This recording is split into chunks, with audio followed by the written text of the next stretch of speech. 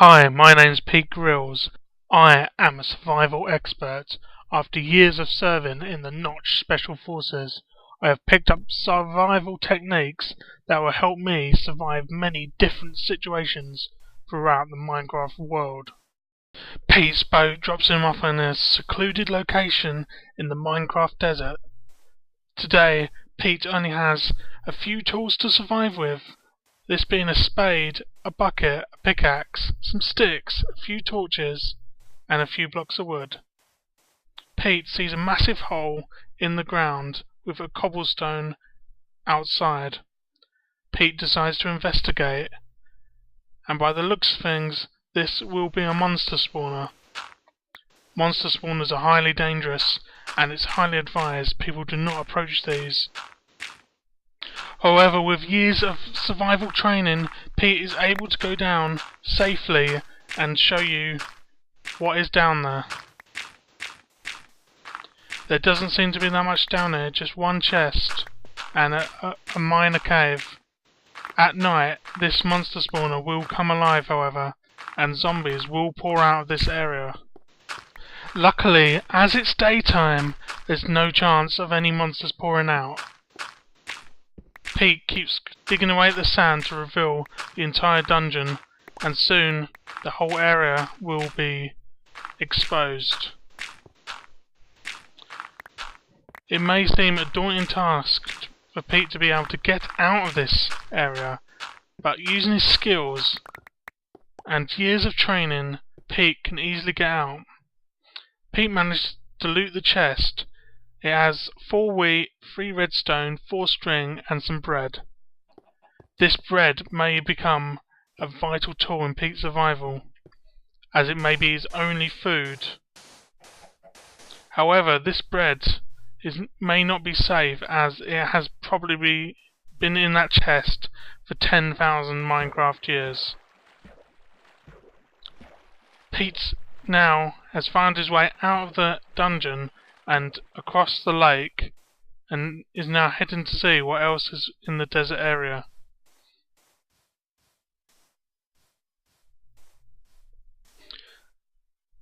Pete sees a cactus. Now these cactuses can contain various nutrients to help you survive in the desert. It can contain water, and it can also contain some nutrients that you could eat. However, you need to prepare it really carefully first. Now, one of the harshest things about a desert environment is the heat, and it can also be the cold. Because at night, temperatures do drop below 0, but during the day, it's scorching hot, above 40 degrees. Also in the desert, you can find these mushrooms. Pete collects all these mushrooms. However, you cannot eat them just as they are. There needs some preparation before you can eat these. And Pete will need to build a fire if you can make any use of these, as you need to burn off the toxins.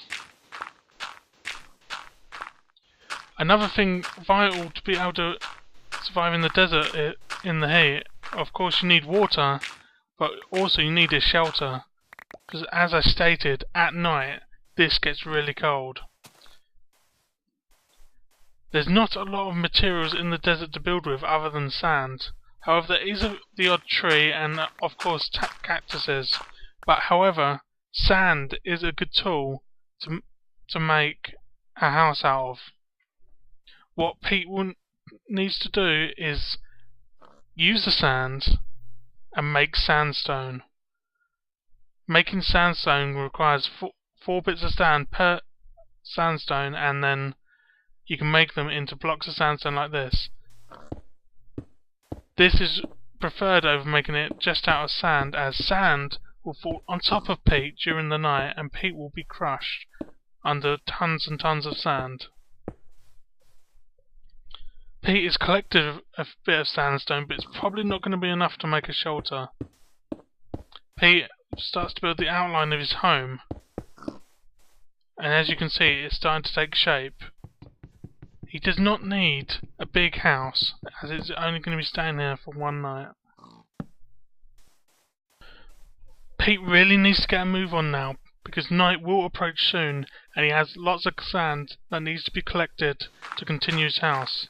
At night, not only will it drop below zero, but the monsters will come out, especially sand spiders. Sand spiders are really hostile creatures and can poison you in one bite.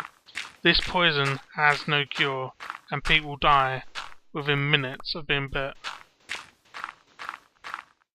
However, there is a lot of confidence in Pete's survival abilities, and Pete will survive.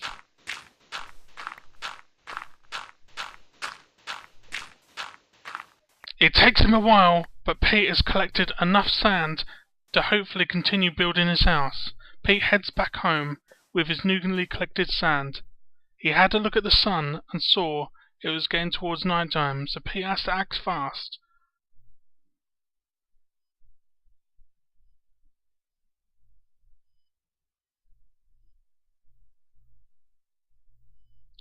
Pete has almost enough sand to build his house now.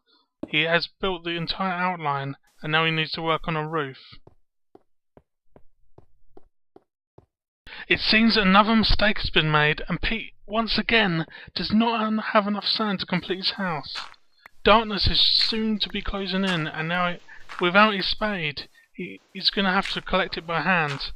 This is going to take a lot longer, and Pete does not really have the time. Pete continues punching out all the sand, frantically, hoping that he has enough time before the night comes. This is very unlike Pete Grills, and unlike the training, he usually has enough skills to complete his building in time. Luckily, he managed to scrape together another last few blocks of sandstone, which is exactly enough to complete the roof of his house.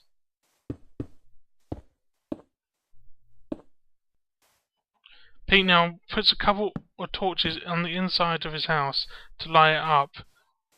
He is now out of torches, but he shouldn't need any more. With his house complete and the sun going down in the distance, Pete takes his last opportunity to gather some additional resources for the night ahead. Pete starts punching a tree and then hitting the tree with a block of wood.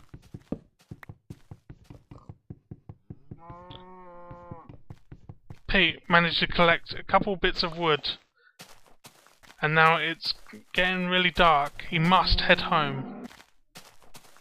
Any minute now, the creatures will come out and swarm the area.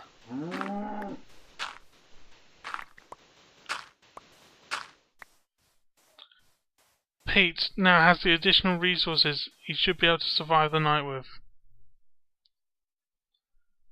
One thing he has forgot to do is build a door. A door is very important, as people can still get through that small area, and by people, I mean monsters. Final thing left to do of the night is build a little fireplace. Unfortunately, Pete has no flint and tinder, so he is going to have to rub a stick against that fireplace to get it alight.